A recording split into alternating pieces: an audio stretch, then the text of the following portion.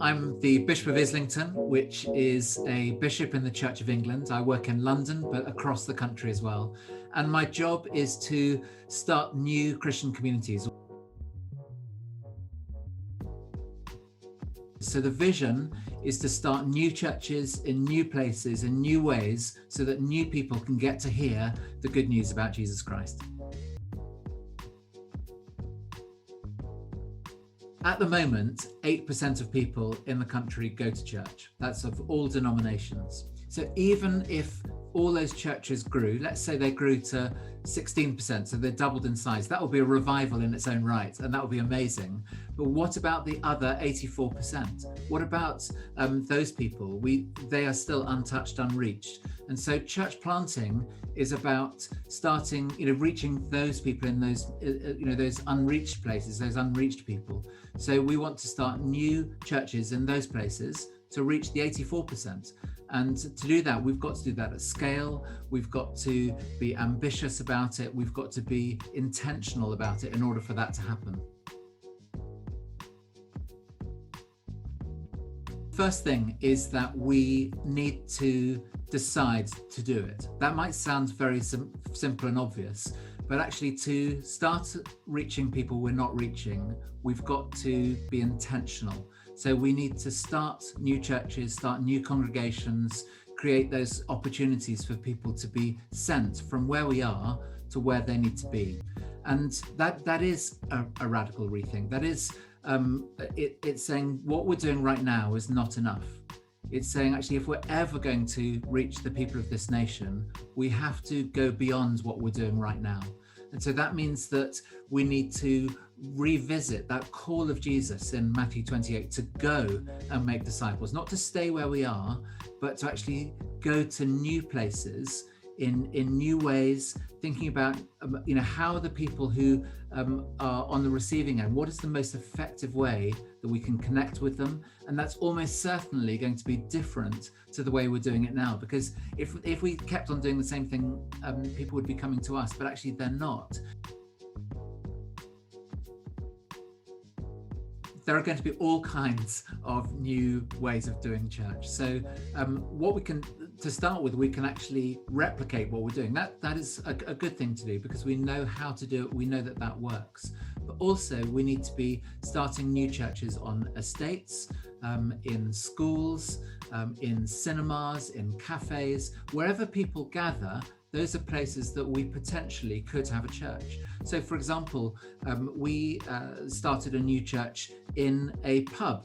We took the upper meeting room that the pub had, and actually they gave it to us for free because we were buying food and drinks downstairs, and we brought them upstairs and started a gathering there. People came to that meeting, people who had never come to our church, but they came there because they felt at home, they felt it was a safe place to meet and to talk and to discuss. And we began to start the Alpha course there, and then started meeting afterwards. That's an example of a different way of doing things in a different place. And really it's thinking, where do people gather? Where are people at? And that could even be things like workplace churches. So lots of people, in the City of London, 40% of people move house every 9 months. So that means the place where they work is the place they live. The place they sleep is just like, that's not their home. And so we need to think, we're not going to plant a church where they sleep. We need to plant a church where they spend most of their time, which is their workplace.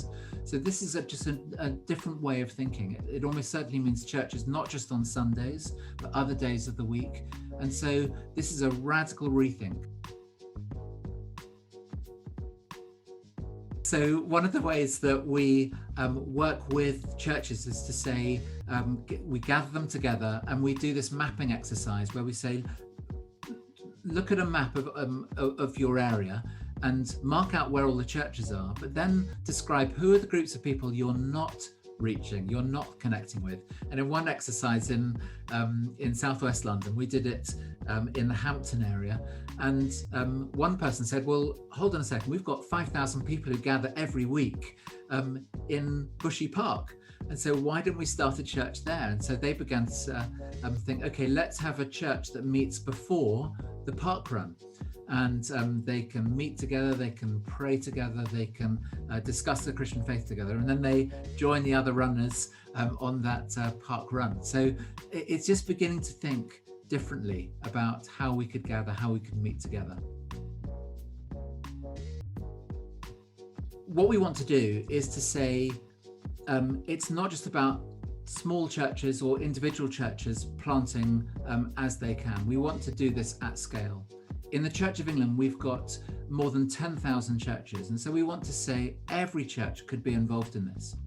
So 10,000 churches planting a church each, no matter how small, how big, if they all get involved, that's 10,000 new churches just in the Church of England.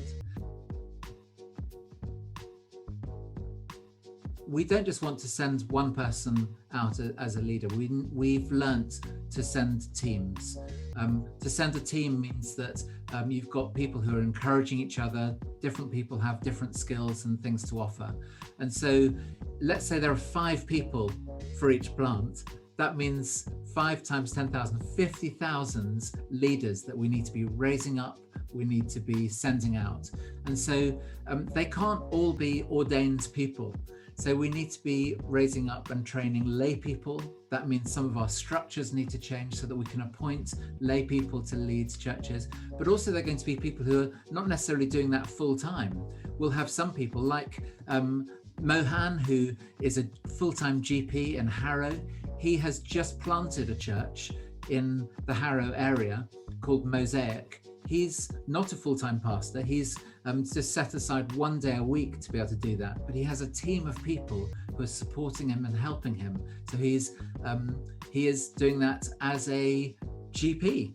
We need and we want people of all different backgrounds, different callings, to say, actually, if I could be a part of this, I don't need to be a vicar full time. I could play my part in this movement of new churches.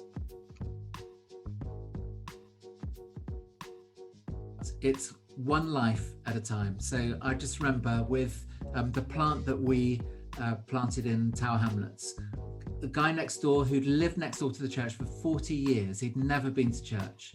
And when we planted that church, we invited our neighbours to come to our home to introduce ourselves to them. But we saw Ronnie come along, and he was very happy to come to our home. But over the next 2 years, he began to see young people coming to the church, going past his door. He responded to our invitation, and he eventually started coming to the church. It took him another 2 years to come to faith. But that person is now an advocate for the church, an advocate for Jesus, telling everyone in the whole area. He knows so many people about Jesus and says, come along to the church, you're going to absolutely love it. And I think it's about people like Ronnie, who